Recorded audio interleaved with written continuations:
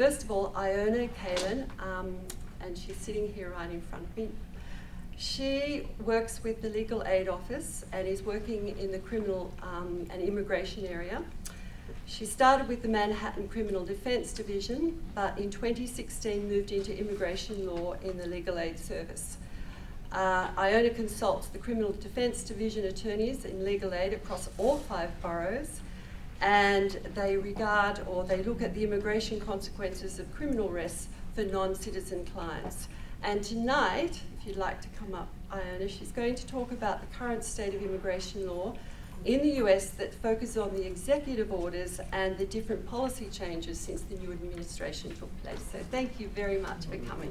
I worked in the Criminal Defense Division for 9 years in Manhattan solely, and since November I have switched over to immigration, where my specialty is the intersection between criminal law and immigration law, and specifically in all the different boroughs in New York City where we have legal aid clients, which are in the thousands. If there's a non-citizen that is arrested, a non-citizen can be anyone that's undocumented either because they came here without any documentation or they're a visa overstay.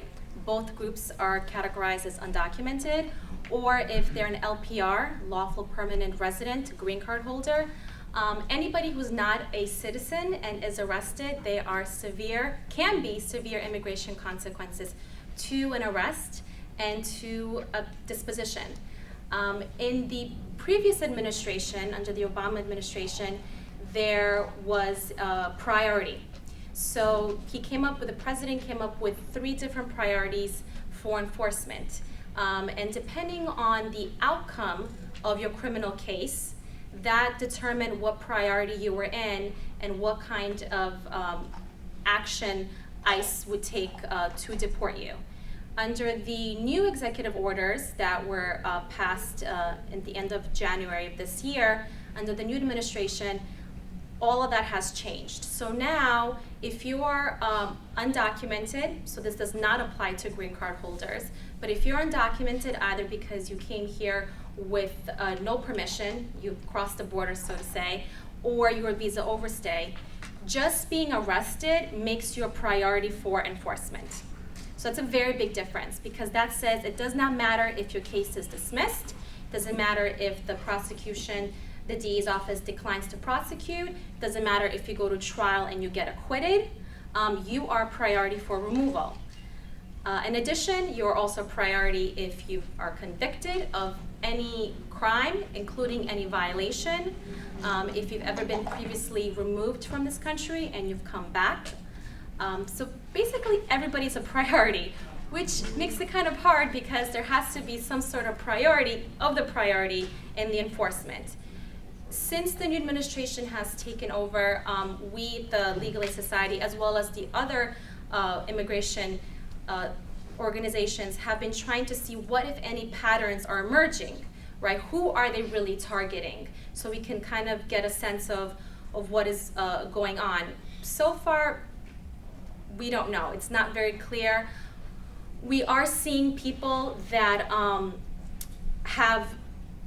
the majority of the people that have been arrested, placed in removal proceedings, are people that have criminal convictions.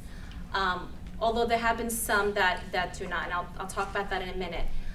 What the difference is that we've seen now people that have what we consider minor offenses, such as DWIs or petty larceny, which is just simple theft under $1,000. We see non-citizens, undocumented individuals that have those kind of minor convictions are targeted and put in removal proceedings.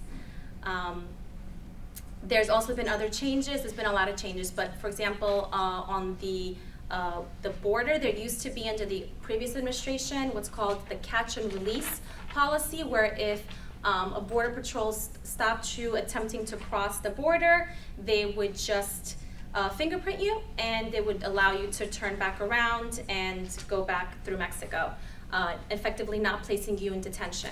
That policy has changed, and now anybody who is caught apprehended attempting to enter the United States without permission will be placed in a detention center.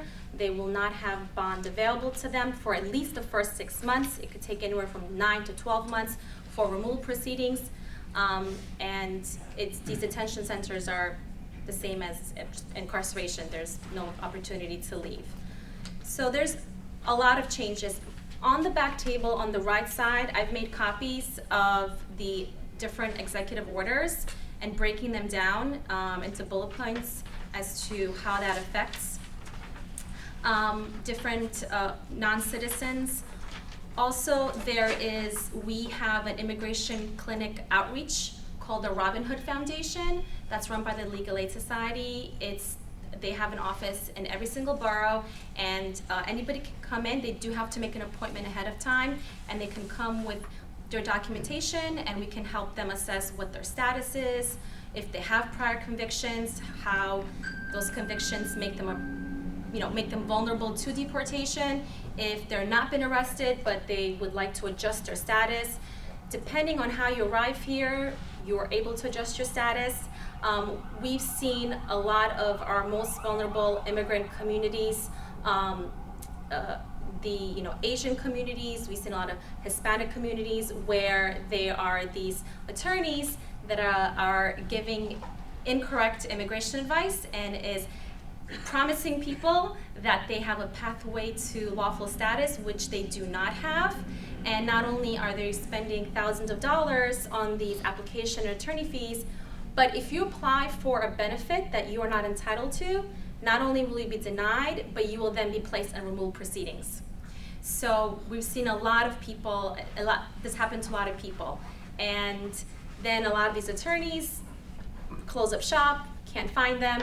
So it's a very big problem. So we have this outreach clinic that really helps non-citizens.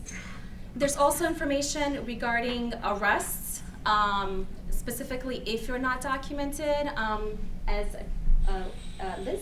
Elizabeth. Yes, as she pointed out, the NYC ID is accepted as identification, and we highly encourage all non-citizens to have it. The requirements are simply that you are a resident of New York City, you provide proof that you're a resident, which could be a bill. You have to be at least 14 years of age, and they do not ask any questions regarding your status. So it's very important to have identification.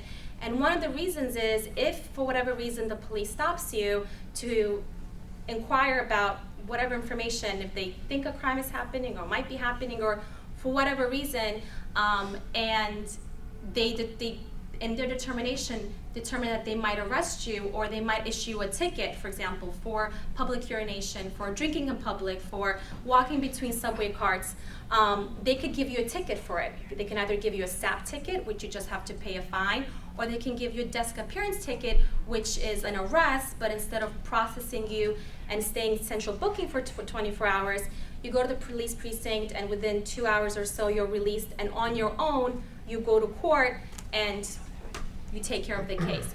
But for that, for getting a ticket, a SAP ticket or a desk appearance ticket, you need photo ID. You need something to identify you. So if you're undocumented and you have no identification, and the police in their determination are going to arrest you, then they're going to have to process you.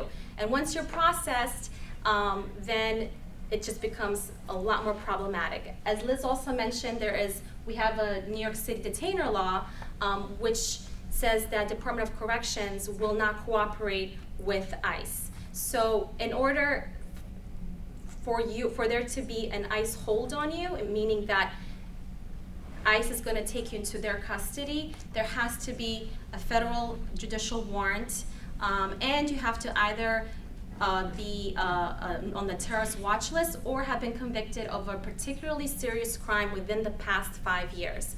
So those requirements must be met.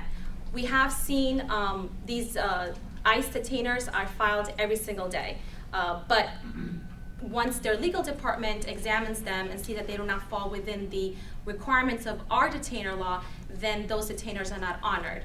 But it is problematic. It does cause confusion. Family goes and tries to post bail and is delayed, sometimes hours, sometimes a few days, until the legal issue is strained out. So best thing to do is to not be arrested, and then if that's going to happen, to at least have photo ID with you. There is also information in the back regarding emergency plan in case of detention or deportation for family members. So if you are undocumented and you believe you're at risk, which anybody who's undocumented at this point is a risk for possible detention, and you have minor children, you need to prepare in the eventuality that you might be detained. And it's an emergency plan in both English and in Spanish in the back. But basically, you should make sure that you have all your documentation in one place, and it's preferable to make a copy and have it in 2 separate places and entrust 2 people to know where that documentation is. If you have children who are born here, they should have passports.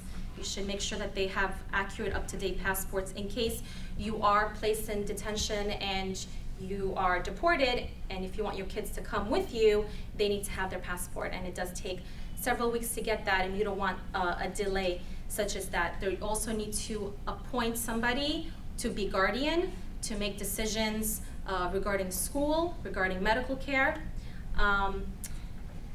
And there's also a 1-800 hotline number for the Legal Aid Society for anybody who has any immigration questions. And then there's also documentation regarding more in-depth advanced planning for non-citizen parents.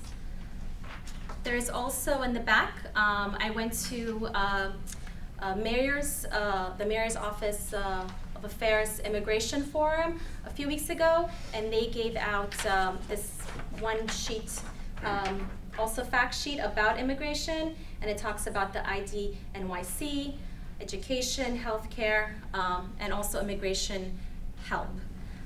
One thing I do want to address is that in the news we've heard a lot of things about ICE raids and that people are being deported at a higher rate. And that's not true, not right now. We do anticipate that there is going to be increase in the near future, but right now the rates of people that are being placed in removal proceedings is not higher than what they were under the previous administration, although again we do anticipate that it's going to increase. The difference is again in who we're seeing detained, and also under the old administration, the Department of Homeland Security directive to ICE officials was that, if they're going to go arrest somebody, they needed a warrant. And if they went to somebody's house to arrest them and they found that there were other members in the family that were also undocumented, they were not to arrest anybody else. So they were there only to arrest the person who they had the warrant for. Under the new Department of Homeland Security Secretary Kelly, his new directive is that it's within the ICE officer's discretion. So if he enters a home and he's there to arrest a particular person, but through their investigation or through their dealing with the other family members, they find out, it comes to light that other people in the home are also undocumented, that ICE officer has the discretion to arrest everybody. And we have seen a few, not a lot, but a few cases where undocumented individuals that have no contact with the criminal justice system have been placed in removal proceedings due to this new policy.